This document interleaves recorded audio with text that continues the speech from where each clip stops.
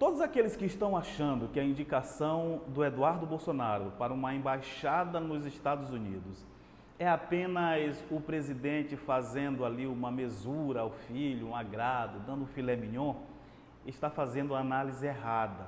Ali existe método e nesse vídeo nós vamos entender exatamente do que se trata.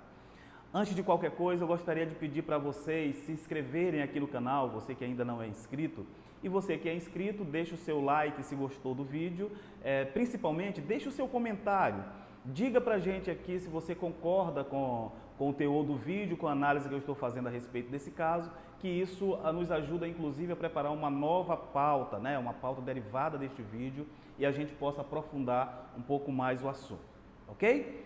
Beleza, mas vamos lá. O Bolsonaro tem descumprido sistematicamente as promessas que fez de campanha. A primeira dela é que ele mandaria uma PEC para o Congresso para acabar com a reeleição, ok? Não fez isso e, ao contrário, já avisou que será candidato em 2022. Essa semana ele deu uma declaração que ele diz que ele vai entregar um bom governo no final de 2022 e quem sabe até em 2026. Ou seja, já diz claramente que a intenção dele é de se candidatar à reeleição, descumprindo uma promessa de campanha. Mas bom, para quem fala o que fala e para quem faz o que faz, descumprir uma promessa de campanha é bobagem.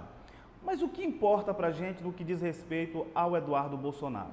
E o que tem a ver a reeleição de Jair Bolsonaro com a indicação de Eduardo Bolsonaro para a embaixada nos Estados Unidos? É simples. Aqueles que acompanham o cenário político já há algum tempo hão de se lembrar que em 2002 o Antony Garotinho foi candidato a presidente da República pelo PSB, dirigido na época pelo Miguel Arraes, era o presidente nacional do PSB, o ex-governador de Pernambuco e um sujeito com uma visão extraordinária da política. O Antony Garotinho, naquela época, ele tinha uma tarefa de superar a cláusula de barreira que tinha sido imposta por uma reforma política no Congresso. Okay? Ficou em terceiro lugar com 14% dos votos, fez uma campanha muito bonita. Só que o Antony Garotinho, ele era governador do Rio de Janeiro, ok? Portanto, ele tinha direito a uma reeleição lá no Rio de Janeiro. Como ele foi candidato à presidência da República, obviamente não podia se candidatar nos dois locais. O que faz o Antony Garotinho? Indica a esposa, a Rosinha Garotinho, Rosinha Mateus depois, para ser candidata à sua reeleição, a reeleição que ele, Antony Garotinho, tem direito. O que pode criar algum estranhamento nessa história toda, tanto de Bolsonaro quanto de Garotinho? Porque, em tese, você não pode ter a sucessão em um cargo majoritário, como prefeito, governador e presidente da República, de um parente de até terceiro grau, ou seja, filho, primo, pai, avô, esses não podem. Apenas a partir de sobrinho é permitido que faça uma sucessão que já está fora do parentesco de terceiro grau. Na época, o Garotinho indicou a Rosinha Garotinho e ela foi eleita no seu lugar, ok? Só para comprovar isso, e aí o TSE validou tudo direitinho, a Rosinha tirou os 4 anos de governo, o Garotinho perdeu a eleição, ficou em terceiro lugar para presidente, mas a Rosinha continuou como governadora, tudo normal. Para validar essa teoria, a gente precisa lembrar que quem sucedeu a Rosinha Garotinho, já em 2006, foi o Sérgio Cabral. Se a Rosinha pudesse ir para a reeleição, o Cabral não seria candidato. O Cabral só foi candidato à sua sucessão porque a Rosinha estava impedida, porque é como se fosse o terceiro mandato do casal, né? Que para a lei estão todos juntos, beleza? Então, tudo certo, não teve nenhum impedimento, tudo tranquilo. Voltamos agora para o caso do Eduardo Bolsonaro. O Bolsonaro já está claro, evidente para todo mundo, que ele não tem condições de administrar seriamente um país. E o próprio presidente, tem gente que acha que ele é meio pinel, né? Mas eu acho que ali no fundo ele tem essa consciência. Quando ele sinaliza agora que vai para a reeleição, ele está apenas guardando o lugar. Porque dentro do seio do bolsonarismo, existem algumas figuras que poderiam disputar essa eleição. Joyce Hasselmann tem se mostrado uma boa líder. O próprio general Mourão, que eu acho que hoje une o exército infinitamente mais do que o Bolsonaro. O próprio Sérgio Moro, que vem enfrentando uma série de dificuldades com esses vazamentos da Vaza Jato. Muitas dessas dificuldades com muita razão. Acho que ele exorbitou mesmo, acho que tem que pagar pelas coisas erradas que ele fez. E isso eu vou fazer um outro vídeo falando apenas sobre isso. Tem o João Dória, que é um candidato do mesmo campo, mas que não está ligado ao governo ou ao PSL. E todos esses se apresentam como alternativa a Bolsonaro, ok? Então, se o Bolsonaro diz que não vai ser candidato, essa galera começa a se organizar para sucedê-lo. O que ele diz? Fico na cadeira.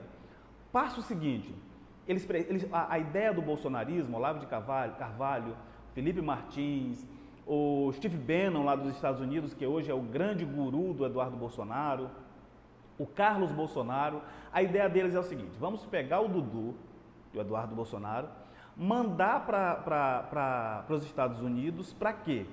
Porque o Eduardo Bolsonaro, estando no Congresso Nacional, apesar de ser filho do presidente, apesar de ter uma série de prerrogativas, apesar de ter tido 2 milhões de votos em São Paulo, jamais será um deputado do alto clero, porque apesar do estofo político que tem, e o pai nem ajuda tanto assim, ele não tem capacidade cognitiva. O Eduardo Bolsonaro não tem traquejo político, ele não sabe o que fazer. O último mandato dele como deputado federal não apresentou nada de relevante, não liderou nada, não liderou uma grande discussão.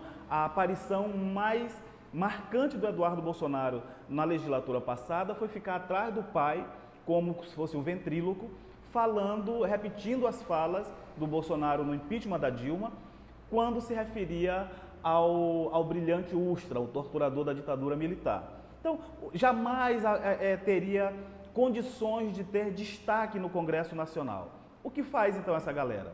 Tira ele daqui, que nunca sairia do baixo clero, manda para os Estados Unidos para dirigir o maior posto diplomático brasileiro fora do Brasil, e faz com que ele tenha 2 anos e meio, mais ou menos, apenas de pautas positivas.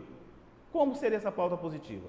Eles têm uma boa articulação com a família Trump. O presidente, os filhos do presidente, como eu já falei, o próprio Steve Bannon, que está meio distante, foi o formulador dessa imagem do Trump, né? Mas ainda, com certeza, tem muita influência no governo.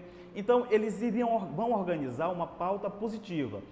Assinou um acordo comercial, o Eduardo Bolsonaro está na foto. Assinou um grande tratado, o Eduardo Bolsonaro está na foto. Reunião importante na ONU, Eduardo Bolsonaro está na foto. Então, seria construída uma imagem, embora fake, porque falta conteúdo. Se ele não tem conteúdo para sair do baixo clero, sendo filho do presidente, e ascender ao alto clero, não chega a lugar nenhum.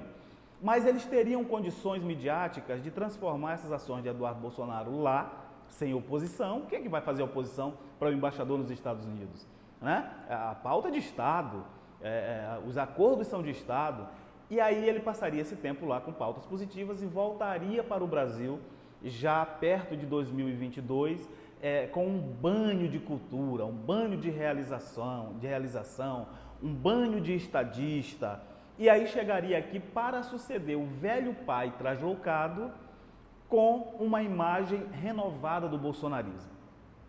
Vale dizer que quando o Eduardo Bolsonaro assumiu o segundo mandato, quando o pai ganhou a eleição, eles já startaram esse processo. A ideia inicial era nomear o Eduardo Bolsonaro para chanceler do Brasil, para o ministro das Relações Exteriores. Não conseguiram fazer, sabe lá Deus porque colocaram outro incompetente lá, que é o ministro Ernesto Araújo, mas colocaram alguém de carreira, um cara que nunca tinha sido embaixador em lugar nenhum, virou ministro, enfim. mas essa é a tônica do governo Bolsonaro. Colocaram o Eduardo Bolsonaro controlando através do Ernesto Araújo o Itamaraty, beleza? Passo seguinte, Eduardo Bolsonaro deixa uma barba crescer para tirar aquela cara de surfista dele, de rapagão da balada, e colocar a imagem de um homem mais sério, barba crescida. Passo seguinte, Eduardo Bolsonaro casa, né? Na verdade já estava na hora. Eduardo Bolsonaro casa e a partir daí ele se abstém completamente das polêmicas em que estão envolvidas o irmão Carlos e o pai Jair Bolsonaro. Para quê? Para se blindar, para tentar conseguir construir uma ideia de um Bolsonaro que articula, que é mais tranquilo, que conversa mais com as pessoas e que não é tão polêmico, para fazer um upgrade em 2002 no seio do bolsonarismo. Esse é o plano que está em curso e a gente precisa estar atento, porque esse é um plano sórdido, porque manter os Bolsonaros mais 4 anos no poder é a mesma coisa que aconteceu com o PT em 2006, apesar de todo o escândalo de 2005 do mensalão.